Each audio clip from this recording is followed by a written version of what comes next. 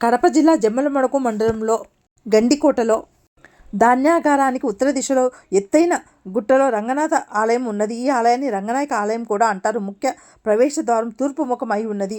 ఆలయం చుట్టూ ప్రాకారాలతో నిర్మించబడి ఉంది. ప్రాకారంలో కళ్యాణ మండపము, ఉత్సవ మండపము, అలంకారశాల, పాకశాల, యాగశాల ఉన్నాయి. గర్భగుడిలో మూల విరాట్ విగ్రహం లేదు. ఈ ఆలయం మూల విరాటుడు అయిన రంగనాయక స్వామి విగ్రహం గండికోట సమీపంలో మైలవరం పురావస్తు శాఖ మ్యూజియంలో ఉన్నది. స్నానఘట్టంపై ముందు భాగం ఆంజనేయ స్వామి ప్రతిమ ఉన్నది. అర్ధమండపం 16 స్తంభాలతో నిర్మితమై ఉన్నది. ఒక్కొక్క వరుస 4 స్తంభాలు చొప్పున 4 వరుసలలో ఈ స్తంభాలు ఉన్నాయి. 24 స్తంభాలతో ముఖమండపము నిర్మితమై ఉన్నది. గజాలు, నృత్యం చేస్తున్న స్త్రీలు, హంస, ఖడ్గము, డాలు పట్టుకున్న సైనికులు, సింహము, వినాయకుడు, నరసింహ, గుర్రాలు, సంగీతం, వాయిద్యాలు ఉపయోగిస్తున్న ప్రతిమలు, ఏకైక యోగాసనంలో ఉన్న పురుషుని ప్రతిమ, కామశిల్పాలు, ఏనుగులు వేటాడుతున్న భటుల శిల్పాలు ఉన్నాయి.